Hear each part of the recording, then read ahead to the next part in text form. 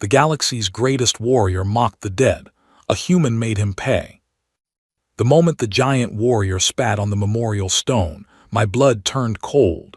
I was sitting in the third row of the grand arena on the planet Vexhalis Prime, surrounded by aliens 10 times my size, and I had just watched the most famous warrior in the galaxy disrespect the dead of 100 different species.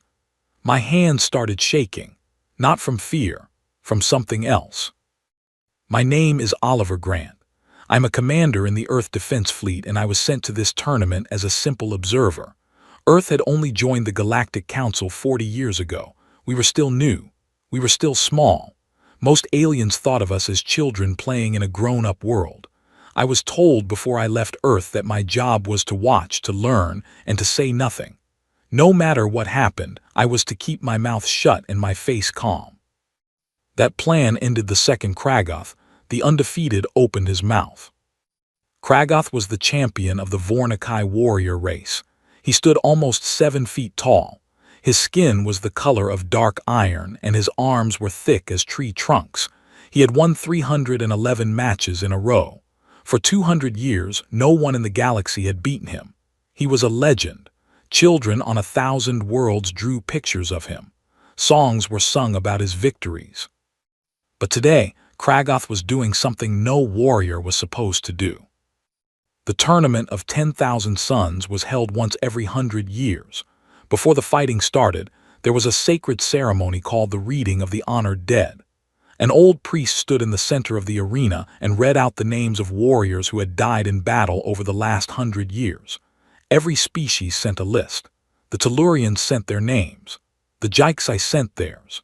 Even Earth had sent a small list, mostly from the Mars colony tragedy and the Battle of Ceres. The names were supposed to be read in silence. That was the rule. That was the custom. Kragoth broke it.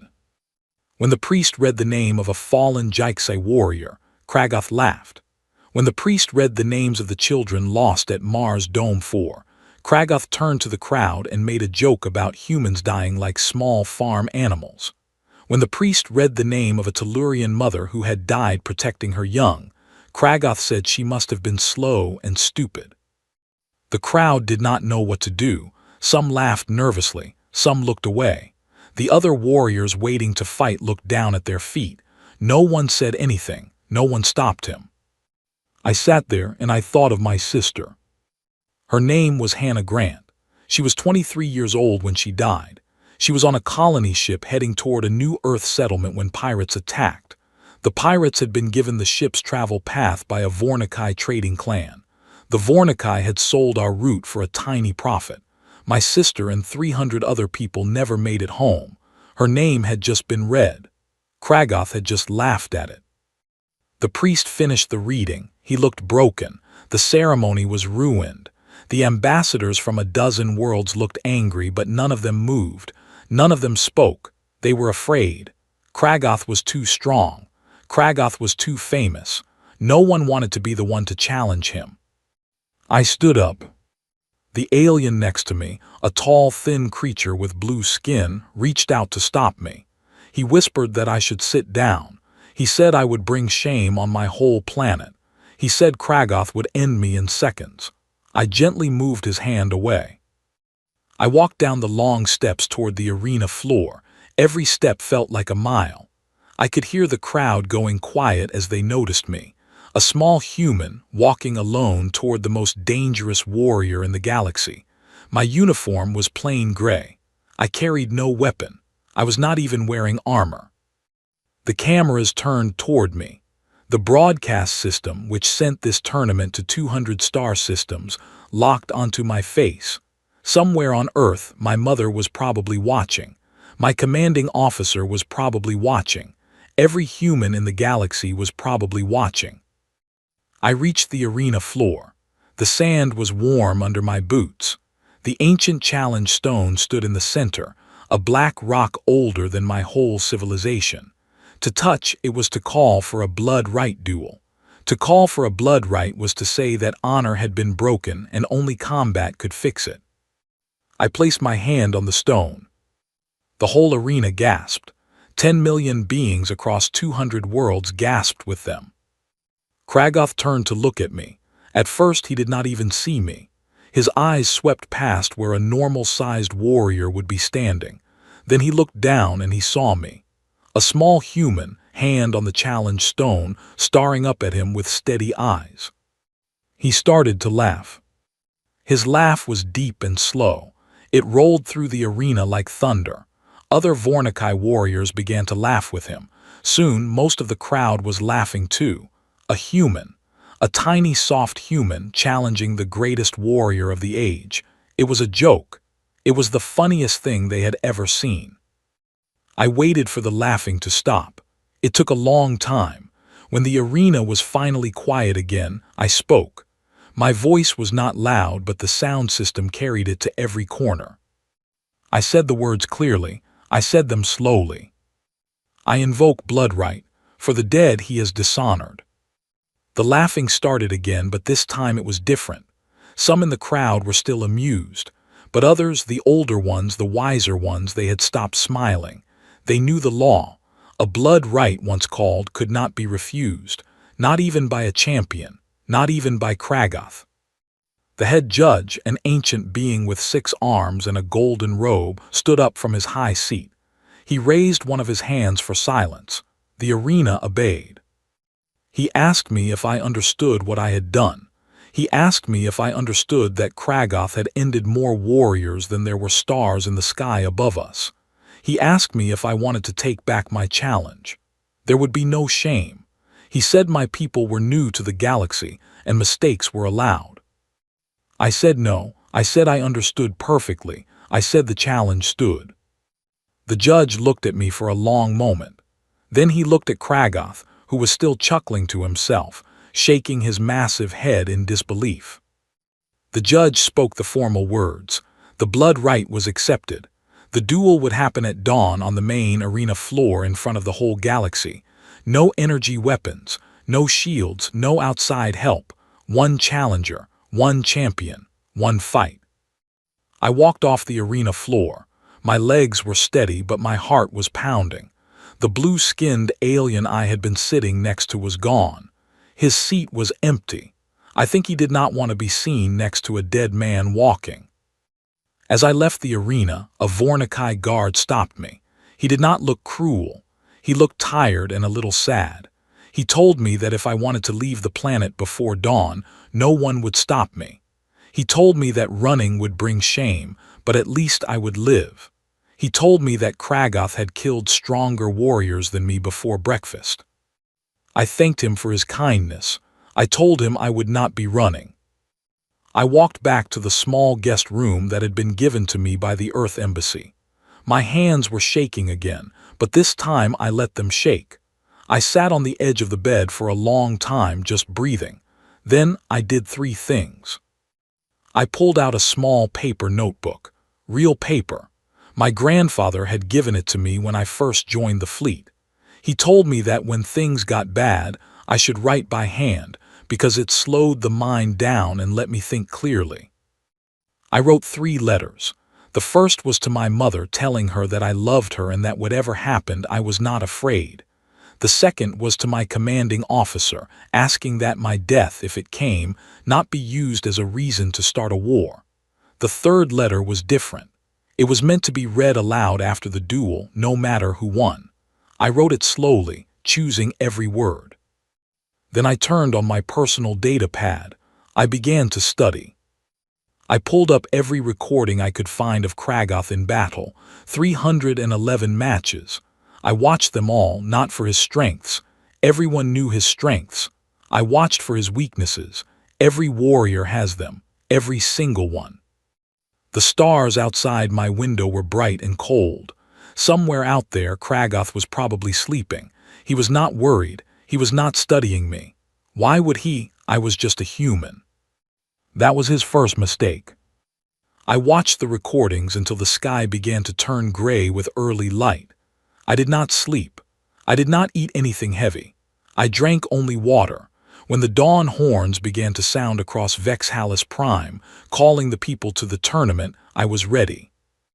I stood up. I put on my plain gray uniform. I picked up my only weapon, a standard combat knife that cost 40 credits at any supply store. I looked at myself in the small mirror. A small, soft human with tired eyes. I smiled. Then I walked out the door, toward the arena, toward Kragoth, toward whatever was waiting for me in the rising sun. The path to the arena was lined with aliens who had come to see me die. That was the truth of it, and I made myself accept it as I walked.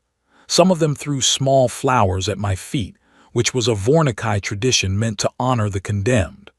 Others simply stared.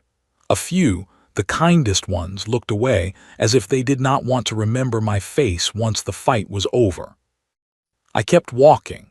The morning air was cool and smelled of something like cinnamon mixed with metal. 2 moons were still visible in the lightning sky. I counted my steps. I had learned during my time in a prison camp years ago that counting steps was a good way to keep the mind steady when the body wanted to panic. I had been captured during the Krell border war. I spent 18 months in a cage the size of a small closet. I ate whatever insects crawled into the cage. I drank water that dripped from the ceiling pipes. When our fleet finally found us, I was one of only 4 survivors out of 60. I weighed 85 pounds. I could barely see. But I had lived, and every day since then had felt like a gift I had earned by refusing to give up. The galaxy did not know this about humans. They did not know our history. They saw our green planet and our blue oceans and our polite diplomats, and they thought we were soft. They did not know that every human alive today came from a long, long line of people who had refused to die. Plagues had tried to end us. Ice ages had tried to end us. Wars and storms and hunger had all tried to end us. And here we were, still walking, still breathing, still standing up when we should have been finished long ago. Kragoth did not know this about us. Kragoth was about to learn. As I neared the arena entrance, a group of reporters rushed forward. They held small floating cameras and shouted questions in a dozen languages. The translation devices in my ear worked overtime to keep up. One reporter, a bright yellow creature with 4 eyes, asked me if I had any final words for my family. I stopped. I looked directly into her cameras. I said, "I am not planning to die today." She blinked all 4 of her eyes at me. She did not know what to say to that. I walked past her and through the arena gates. Inside the Warriors' preparation room, the air was thick and warm. Other competitors were getting ready for their own matches, which would happen later in the day. They wore heavy armor and carried huge weapons. When I walked in, they stopped what they were doing and watched me. One of them, a quiet Tellurian with silver scales, walked over to me. He bowed his head slightly, which was a rare sign of respect among his people. He asked if I needed any equipment, better armor, a larger weapon, anything from the tournament's supply room. I thanked him. I told him I had everything I needed. I showed him my small combat knife, held in a simple belt sheath. He looked at the knife for a long time. Then he looked at me. He said something I will never forget. He said, "Human, I do not know if you are the bravest person I have ever met or the most foolish, but I will watch your fight with honor, no matter how it ends." I told him that was the kindest thing anyone had said to me on this planet. He bowed his head again and returned to his own preparations. I sat on a simple bench and began the breathing routine I had been taught during my flight training. Slow breath in for 4 counts, hold for 4. Slow breath out for 4, hold for 4. Again. I let my mind empty. I let my body cool. A fight is won long before the first blow is ever thrown, my old instructor used to say. A fight is won in the quiet moments before. The door to the preparation room slid open. Every alien in the room went completely still. Kragoth walked in. He had to duck his head to fit through the doorway. He was dressed in dark battle armor now, heavy plates over his chest and arms. A massive war hammer was strapped across his back. In his armor, he looked even larger than he had in the arena the day before. A single one of his arms was thicker than my entire chest. He looked around the room until he found me. The other warriors all stepped aside, clearing a path. Kragoth walked slowly toward me and stopped only when he was standing over me.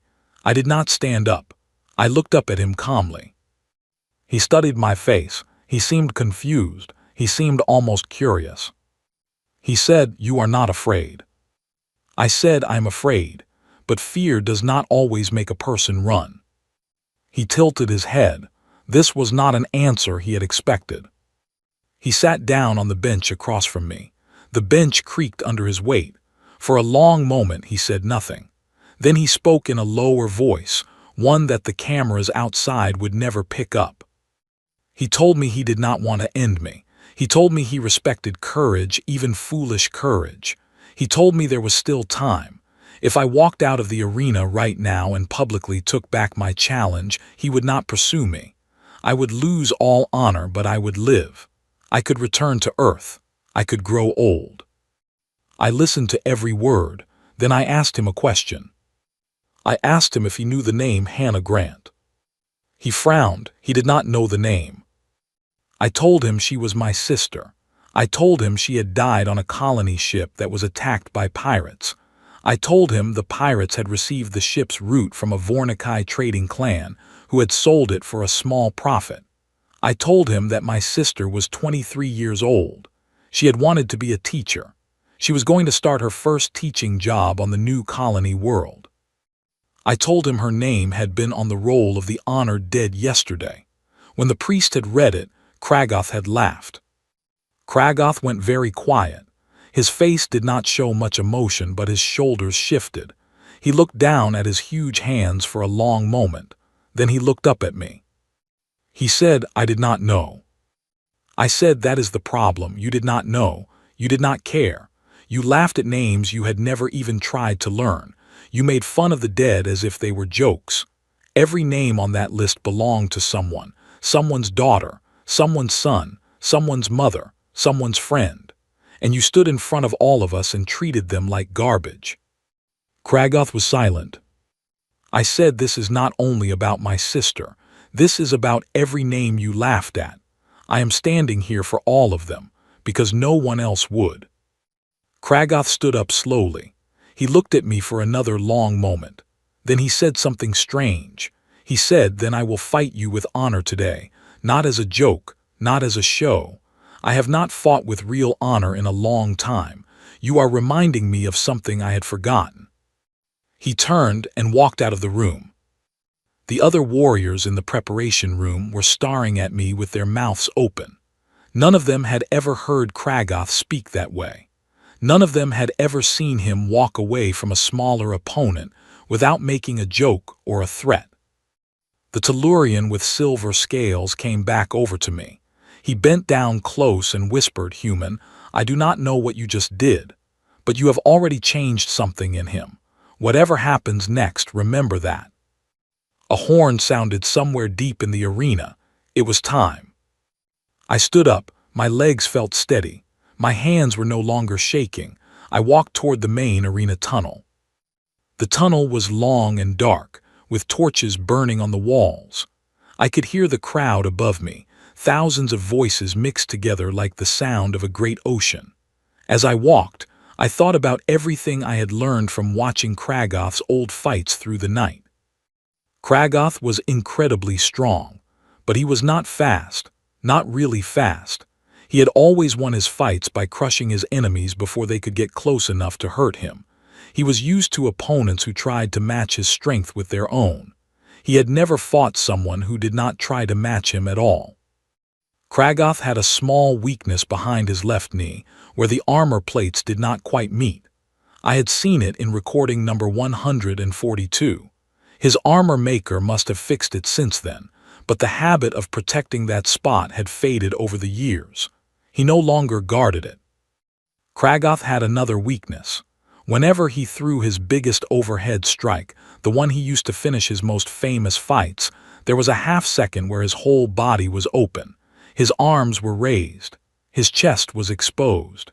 His throat was uncovered. He always won before anyone could use this moment against him. I was not going to let myself be another victim of that strike. I was going to wait for it. I reached the end of the tunnel. The gate was closed. Beyond it, I could hear the announcer speaking to the crowd in the tournament's formal language. I could hear my own name being called, along with Kragoth's. I could hear the cheering. Most of the cheering was for him. I closed my eyes for one last moment. I thought of my sister. I thought of my mother, who was probably watching a live broadcast back on Earth, trying not to cry. I thought of every name on the list yesterday, every family, every story. I thought, I am not doing this alone. I am carrying all of them with me. The gate started to rise. Sunlight poured in, bright and golden. The roar of the crowd hit me like a wave. I opened my eyes and walked out into the arena. Kragoth was already there, standing in the center, his war hammer in his hand. He looked at me as I approached. He did not laugh this time. He did not smile. He simply nodded, warrior to warrior. I nodded back.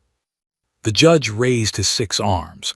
He spoke the formal words that began every blood-right duel. The rules were simple: no energy weapons, no outside help.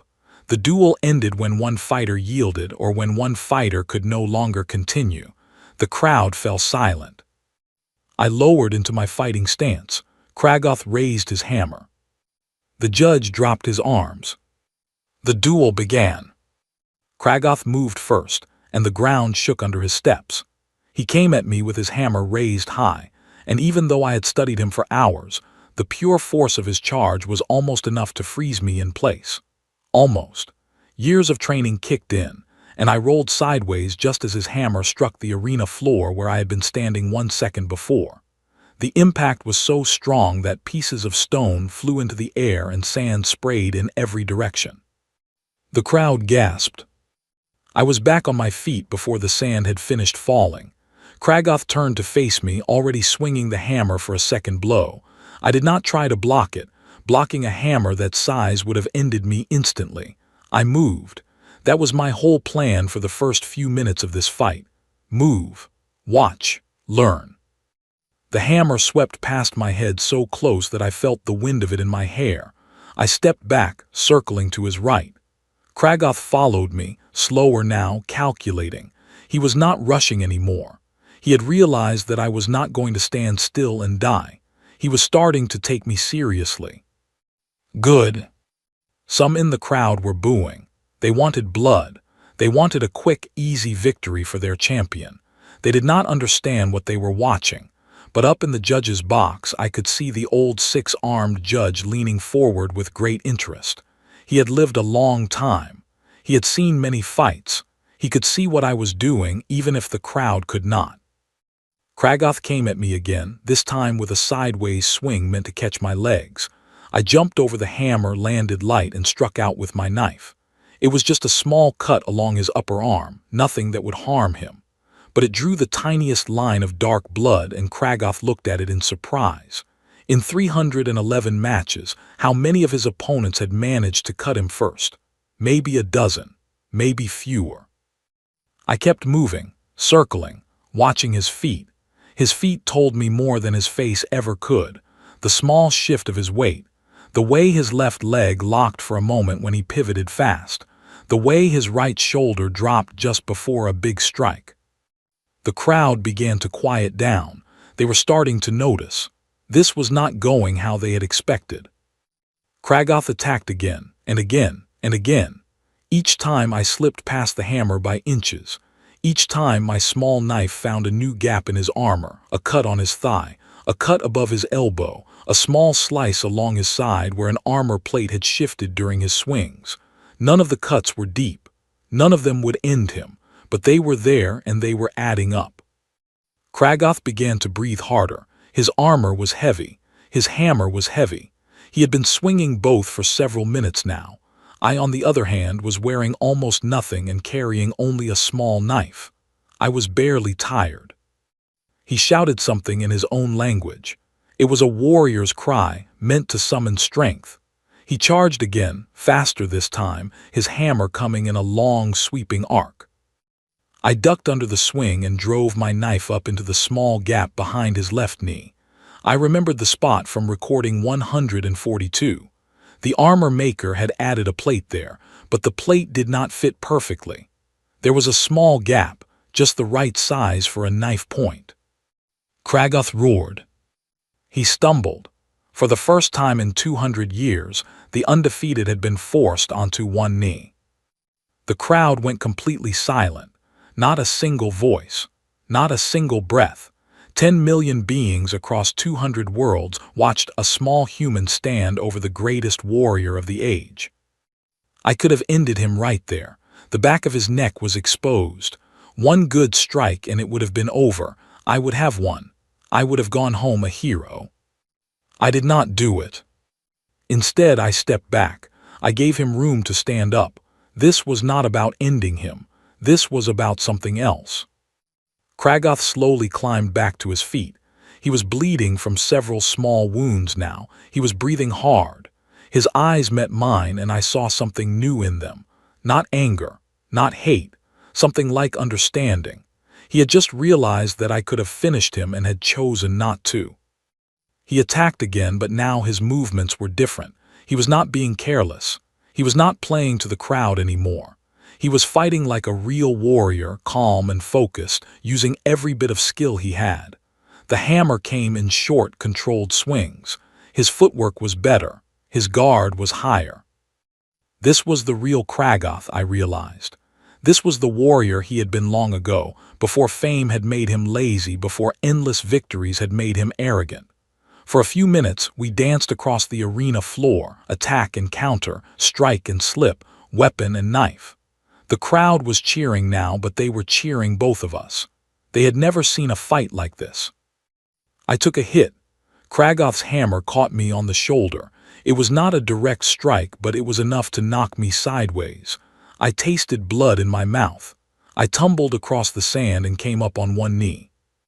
For the first time in this fight, the crowd thought Kragoth would win.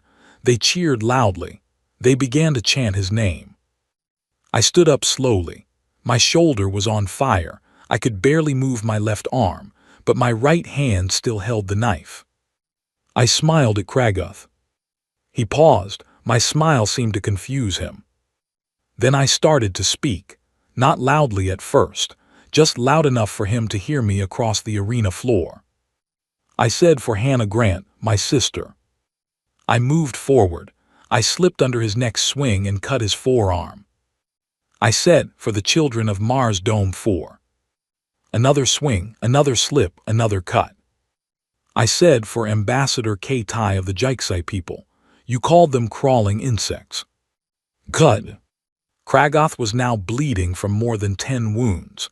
He was slowing down, not because the wounds were serious, but because of what I was saying. Every name I spoke seemed to hit him harder than any blow I could have landed with my blade. His face, which had been focused and calm, was now something else. I think it was the beginning of shame. The crowd could hear me too. The sound system carried my voice to every seat. I kept speaking names as I moved. I had memorized them all during my long night, every single one from yesterday's reading. Some I had pulled up from my data pad. Others I knew from years of military service. I said for Captain Owen Bradley, who died defending the Ceres refugee ships. I said for the 7 Tellurian priests who were taken by pirates near the Outer Ring. I said for the Jiksai scholar who was thrown out of an airlock by raiders 10 years ago. Each name, each cut, each step. The arena had grown so quiet that I could hear my own breathing. I could hear the sand under my boots. I could hear Kragoth's heavy breaths. The crowd, 10 million strong, listened in complete silence as a small human spoke the names of the dead out loud while cutting the greatest warrior in the galaxy. Kragoth was swaying on his feet now, not from the wounds I knew, from the weight of the names. He had spent years laughing at these people. Now he was being forced, one at a time, to know them. Finally, I came to the last name I had saved for the end. I said, and for every name I do not know, for every warrior whose family will never be named in a grand arena, for every life ended in the dark where no one was watching, for all of them. Kragoth let out a great roar. It was not the roar of a warrior. It was the roar of a man who had realized, too late, what he had done for so many years. He raised his hammer high above his head for the overhead strike. The big one. The one he always used to finish his fights. The one I had been waiting for since the duel began. His whole body was open. Arms up, chest exposed, throat uncovered. That famous half-second of complete openness. I stepped inside his guard. My knife came up fast. I drove it into the soft skin just under his jaw, right where his helmet ended. It was not a fatal strike. I had chosen the angle carefully. It went just deep enough to stop him, just deep enough to end the fight. Kragath froze. The hammer fell from his hands. It hit the sand with a heavy thud. He dropped to his knees. He looked up at me. His eyes were clear. I saw no anger in them, only a deep, tired acceptance. He whispered one word. It meant yield in his language. I knew that word. I had looked it up during the night just in case. The judge stood up. All 6 of his arms rose high. In a booming voice, he declared the blood right finished. The human had won. The arena did not cheer. The arena did not boo. The arena simply sat in silence, trying to understand what they had just seen. A species they thought of as children had just defeated their greatest hero, not with strength, not with speed, but with memory. I stood over Kragath, my knife still in my hand. My shoulder ached. My lip was bleeding. My legs felt weak now that the danger was past. But I did not fall. I did not kneel. I stood. I looked up at the crowd. I looked at the high judge's box. I looked at the ambassadors of a dozen worlds watching from the special seating area. Then I did something no one in the galaxy had expected. I reached out my hand and helped Kragath to his feet. The crowd gasped again. Helping a defeated opponent stand up during a blood right was almost never done. It was a sign of deep honor, a statement that the winner saw the loser as a true equal. Kragath took my hand. His hand was 10 times the size of mine, rough and scarred. He let me help him up. Then he did something no Vornikai champion had ever done. He bowed his head to me. A small human, standing on the sand of the greatest arena in the galaxy, receiving a bow from the warrior everyone had thought could never be beaten. Somewhere out there, across the stars, my mother was watching. My old commander was watching. 1 billion humans were watching, holding their breath, not believing what their eyes were showing them. I had survived. I had won. But my work here was not done. I took a deep breath and turned to face the judge's high box. I had one more thing to do before I could leave this arena. One more thing the galaxy needed to hear. And when I spoke it, I knew it would change everything, not just for me, not just for Kragath, but for every human who would ever walk under foreign stars for the rest of time. The arena was waiting for me. 10 million beings across 200 worlds were watching and waiting for what would happen next. By the ancient laws of the blood right, I had every right to end Kragath. He had yielded, but some forms of the old code allowed the winner to still claim the final strike. Many in the crowd expected me to do it. A few may have wanted me to. Revenge, after all, was simple. Revenge was understood in every language. But I had not walked into this arena for revenge. If I had wanted revenge, I could have taken it the moment my knife touched his throat. I took a slow breath. My voice when I spoke was steady.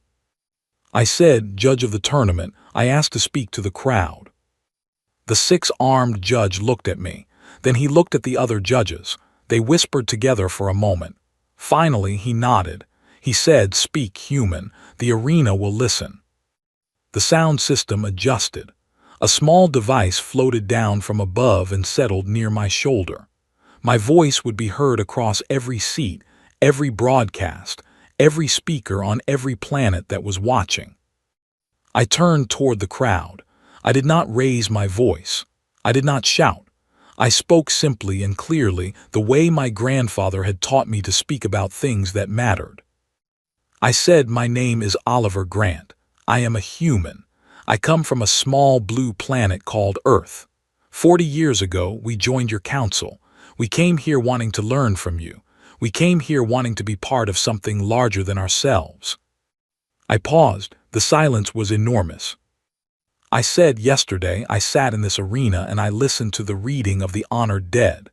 I listened to names of warriors and children and mothers and fathers from 100 different worlds.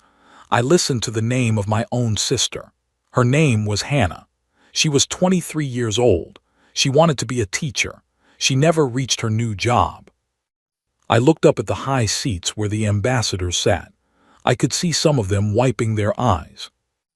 I said when the priest read the names, they were laughed at, not by accident, not by a stranger in the crowd, by the champion of this tournament, by the warrior who stood in the place of greatest honor. The dead of 100 worlds were made into jokes. I turned and looked at Kragoth, who was still standing near me, his head lowered. I said, Kragoth and I fought today. I won. By your laws, I can do what I want with him now. I can end his life. I can take his honor. I can claim everything he owns. Many of you expected me to do one of these things. I said, I'm not going to. The crowd murmured. Voices rose and fell like a gentle wave. I said, on my world, when someone does a great wrong, ending them is not always the right answer. Sometimes ending them is the easy answer. It lets them escape. It lets them stop thinking about what they did. Kragoth laughed at thousands of names. If I end him today, he never has to think about those names again. He gets to rest. I said, I do not want him to rest. Something shifted in the air of the arena. The crowd began to lean in. They could feel that something unusual was coming. I said, last night I studied more than just Kragoth's fighting. I also studied the old laws of his people, the Vornikai. I found an ancient law that has not been used in many hundreds of years. It is called the right of witness. I now invoke that right. A gasp rose up from the Vornikai seats. The elders in their silver robes stood up quickly. They began to talk among themselves. The high judge looked at me with new interest.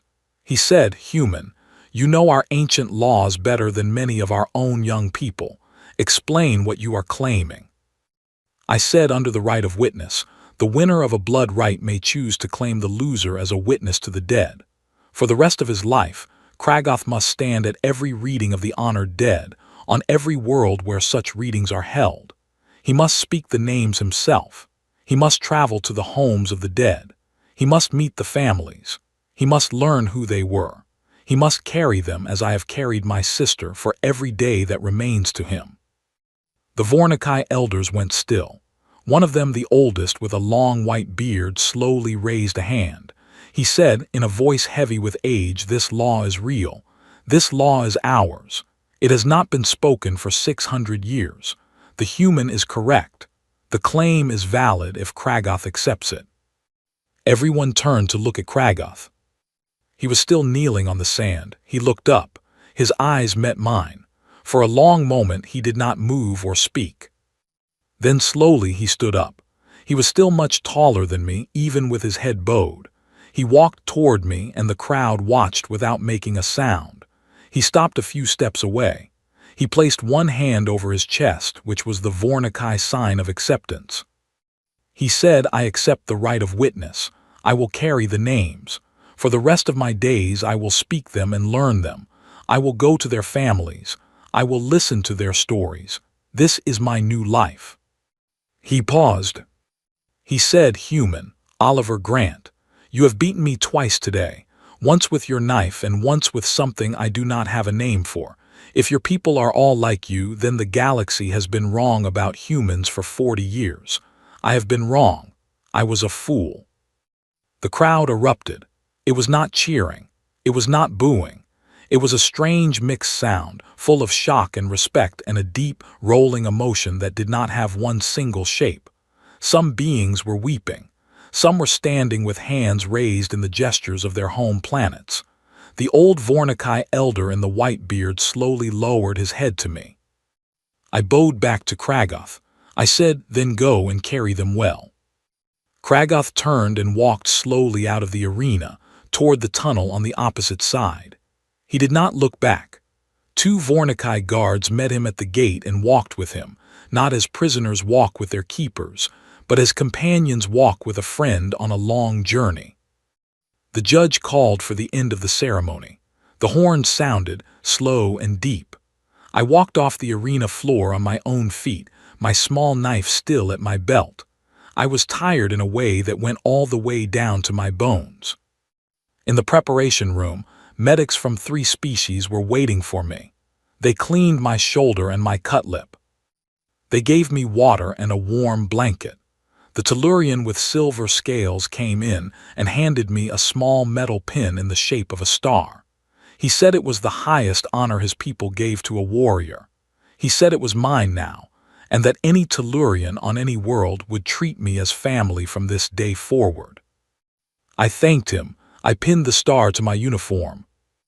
Later, I was brought before the full council of the tournament. Ambassadors from 30 worlds sat in a great circle. My own ambassador from Earth was there too. Her name was Margaret Shaw, and her face looked 10 years younger than it had 2 days ago. She could not stop smiling. The council asked me to repeat my full speech for the official record. I did. I spoke quietly and carefully. When I finished, the council members spoke among themselves for a long time. When they were done, the chief ambassador, a tall being with feathers instead of hair, stood up. He made a formal announcement. He said, from this day forward, the tournament of 10,000 suns will include a new ceremony. Before any match begins, every champion must read at least one name from the honored dead out loud. They must know the person behind the name. They must speak of them with respect. This new custom will be called the Witness Walk. It is being added in honor of Oliver Grant of Earth, who reminded us of something we had forgotten. He paused and looked at me. He said, Earth is no longer to be treated as a developmental species. Earth has shown the galaxy a kind of strength we had not known. From this day forward, humans will sit at every council table where they wish to sit. Your people are not children here. They are teachers. I bowed my head. I did not trust myself to speak.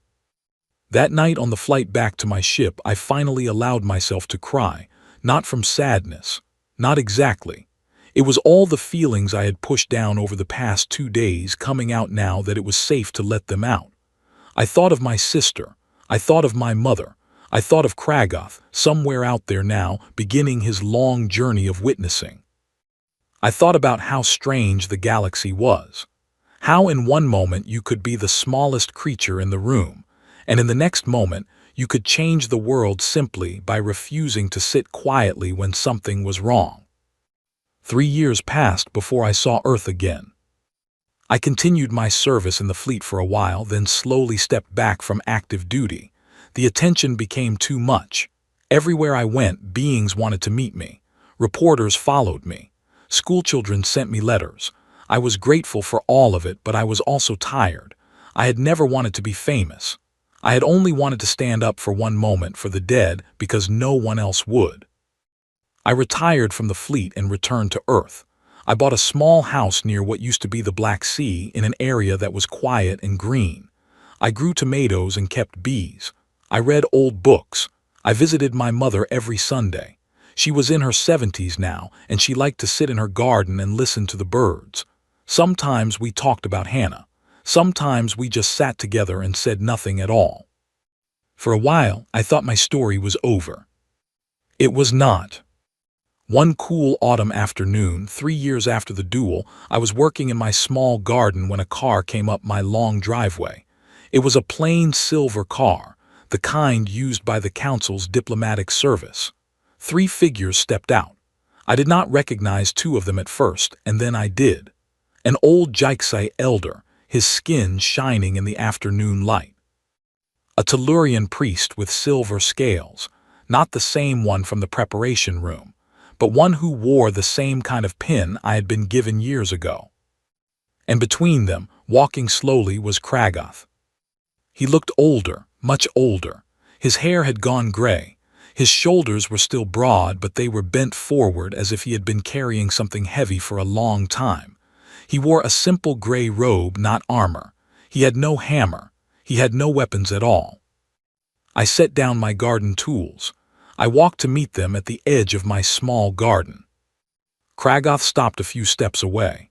He looked at me for a long moment. Then he bowed his head the same way he had at the end of the duel. He said, "Oliver Grant, I have come to thank you." I invited them all in.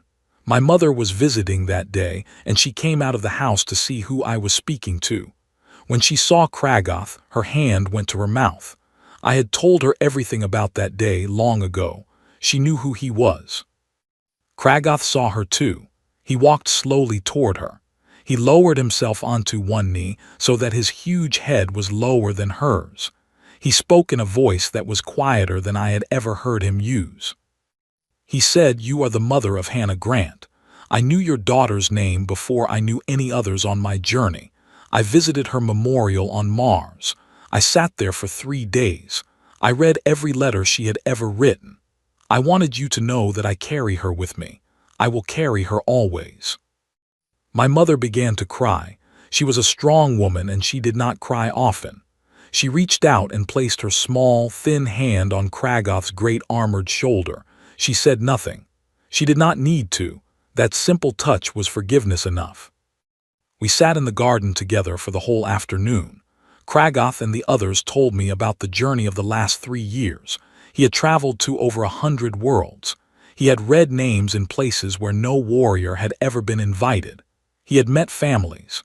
He had listened to stories. He had wept with mothers and fathers from every species in the galaxy.